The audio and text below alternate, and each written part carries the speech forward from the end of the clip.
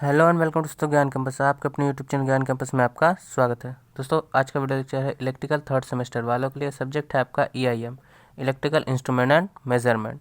तो जैसा कि पिछले वीडियो लेक्चर में हमने पढ़ा था 2 वाट मीटर मेथड, तो आज उससे ही रिलेटेड हम कुछ न्यूमेरिकल देखेंगे। ठीक है, तो आज का हमारा टॉपिक है न्यूमेरिकल, उन्हीं जो हमने क्वेश्चंस पढ़े थे और जो डेरिवेशन वगैरह लगाई थी। ठीक है, तो वीडियो में आगे बढ़ने से पहले एक बात दोस्तों, वीडियो अच्छे लगे तो लाइक कीजिएगा, चैनल पर नए हैं तो सब्सक्राइब करके बेल आइकन प्रेस कर लीजिएगा ताकि फ्यूचर में आने वाली ढेरों अपडेट्स आपको सबसे पहले मिल सके। तो चलिए शुरू करते हैं आज का लेक्चर बिना किसी देरी के साथ। तो जैसा कि आप स्क्रीन पर देख पा रहे हैं न्यूमेरिकल, ठीक है, एग्ज़ाम में 1-2 न्यूमेरिकल आ भी जाते हैं। अगर नहीं आता तो अच्छी बात है, अगर आ जाते हैं तो आप उन्हीं से रिलेटेड कर सकते हैं। ठीक है, ज़रूरी नहीं कि यही न्यूमेरिकल आए, लेकिन इससे रिलेटेड या मिलते जुलते आ सकते हैं। ठीक है, तो देख लेते हैं पहला क्या है।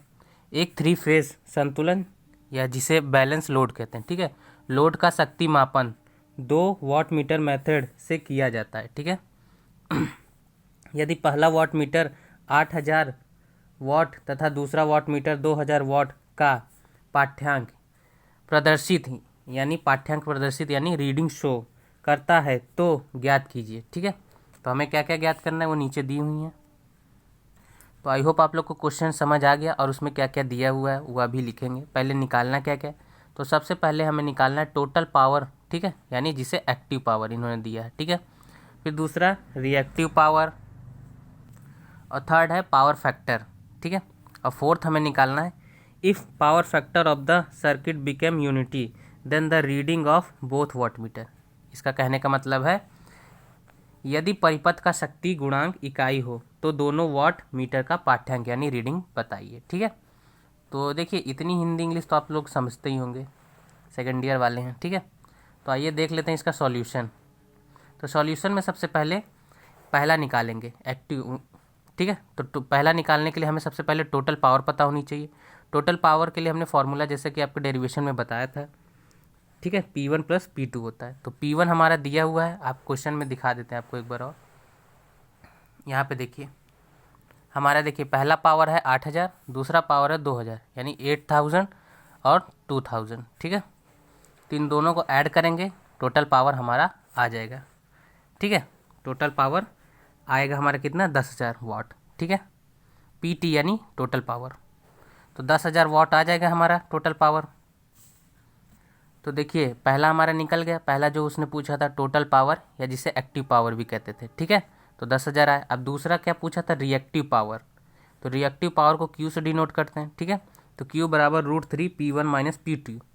ये फार्मूला था हमारा डेरिवेशन में। अगर आपने वो वीडियो नहीं देखा तो जाके देख लीजिए, तभी समझ में आएगा, वरना बिल्कुल समझ में नहीं आएगा। तो दोस्तों हैंडराइटिंग को इग्नोर कीजिएगा और समझने पे फोकस कीजिएगा। ठीक है, तो Q ऐसे ही रहेगा हमारा। ठीक है, √3 और P1 - P2 यानी P1 का हमारा 8000, P2 का 2000 रख दिया वैल्यू। अब सिंपली कैलकुलेशन है, कैलकुलेशन करेंगे और इसको सॉल्व करेंगे, हमारा आएगा 10,352 VAR यानी वोल्ट एम्पियर रिएक्टिव। ठीक है, ठीक है, इतना आया। तो आगे देखते हैं पावर फैक्टर। ठीक है दोस्तों, पावर फैक्टर को cos फाई से डिनोट करते हैं। ठीक है, आपने बेसिक इलेक्ट्रिकल में पढ़ा होगा। तो cos फाई बराबर हमारा फॉर्मूला था एक tan इनवर्स, जैसा कि आप स्क्रीन पे देख पा रहे हैं, tan inverse √3 P1 - P2 upon P1 + P2।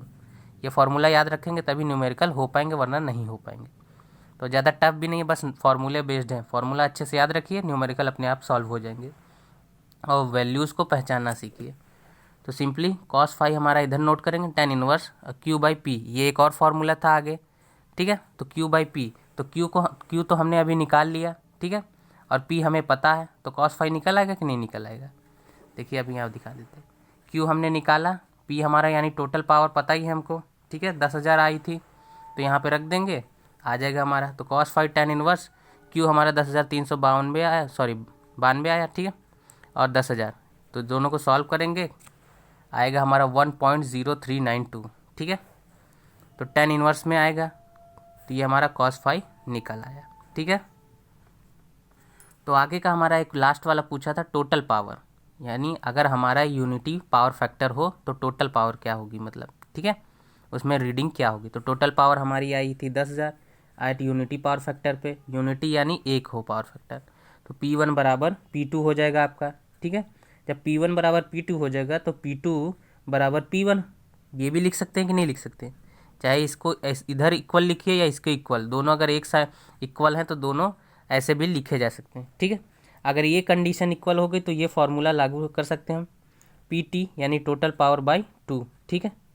ये फॉर्मूला एक लगा सकते हैं कि नहीं लगा सकते, लगा सकते हैं। यहाँ पे 10,000 टोटल पावर हमारी कितनी थी, 10,000 आई थी, 2 से इसको डिवाइड कर दीजिए, ठीक है। तो 2 से डिवाइड करेंगे तो हमारा 5,000 वाट आ जाएगा, ठीक है। P1 बराबर P2 यानी 5,000 वाट। आई होप आप लोग को न्यूमेरिकल आज का समझ आया। तो इसी प्रकार एक न्यूमेरिकल और देख लेते हैं, ठीक है। 2 वाट मीटर मेथड द्वारा यानी विधि द्वारा 3 फेज सिस्टम का पावर मेजरमेंट करने पर कुल शक्ति यानी टोटल पावर 300 वाट है, ठीक है, आती है।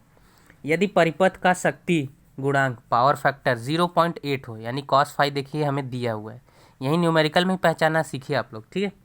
तो दोनों वाट मीटर की रीडिंग बताइए, यानी दोनों वाट मीटर का पाठ्यांक बताना है। हैंडराइटिंग को इग्नोर कीजिएगा, मैंने पहले ही कहा था आपको, सिर्फ आपको समझने पे ध्यान देना है, ठीक है। तो आइए सॉल्यूशन देखते हैं।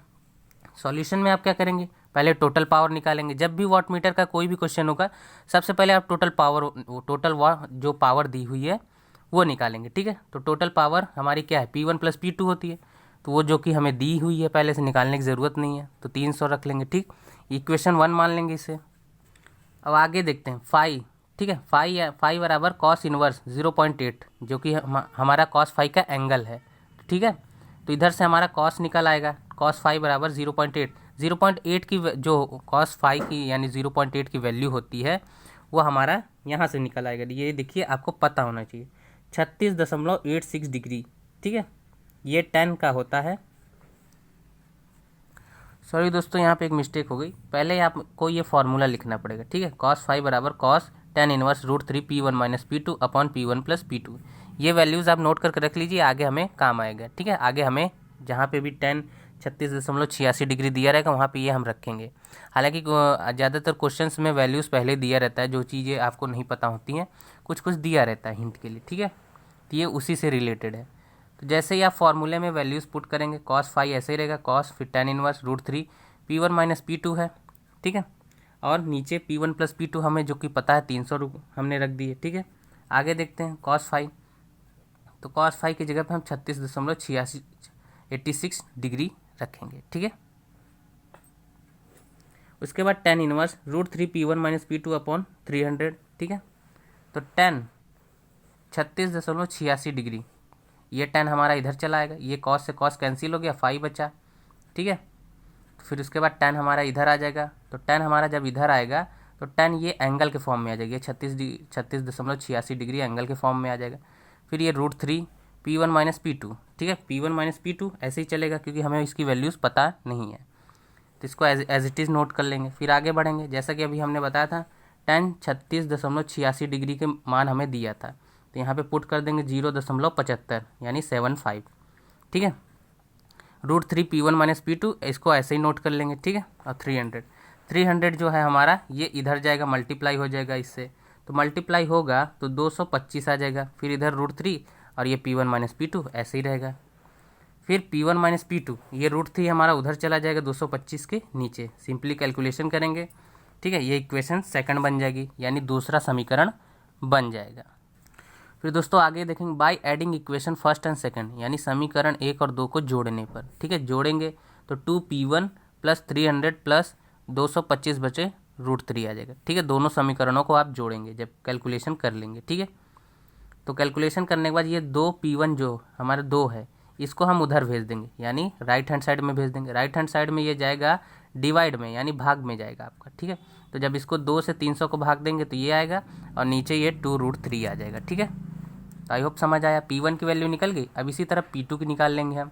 तो P1 की वैल्यू हम इक्वेशन 2 में रख देंगे यानी पुट कर देंगे, तो 150 प्लस यहाँ पे प्लस 225 बट्टे 2√3 माइनस P2, ठीक है। तो P1 की वैल्यू हमारी जो है यहाँ पे हम पुट कर दिए, तो ये हमारी P1 की वैल्यू हमने रख दी, ठीक है। अब इसको नॉर्मली कैलकुलेशन कर लेंगे, P2 को उधर भेज देंगे और इसको इधर उठा के लाएंगे, ठीक है, ताकि हमें कैलकुलेशन करने में आसानी हो। उसके बाद नॉर्मल कैलकुलेशन कर लेंगे, ठीक है, एलसीएम वगैरह लेके, और इसको सॉल्व कर लेंगे ठीक है। तो पीटी की वैल्यू हमारी आ जाएगी 150 माइनस 225/2√3 वाट। इसे आप चाहें तो और आगे कैलकुलेशन कर सकते हैं, लेकिन एग्ज़ाम में टाइम कम होता है तो आप लोग इतना भी कर देंगे तो कोई दिक्कत की बात नहीं है। तो ये था हमारा आज के कुछ न्यूमेरिकल्स जो वाट मीटर मेथड से रिलेटेड थे, हमने करा दिए। आई होप आपको समझ में आया हो। फिर भी कोई क्वेरी रह जाती है तो कमेंट कर दीजिएगा, और वीडियो ज़रा भी यूज़फुल लगा हो तो लाइक कर दीजिएगा। मिलता है नेक्स्ट वीडियो में, तब तक ले जय हिंद जय भारत। Thanks for watching.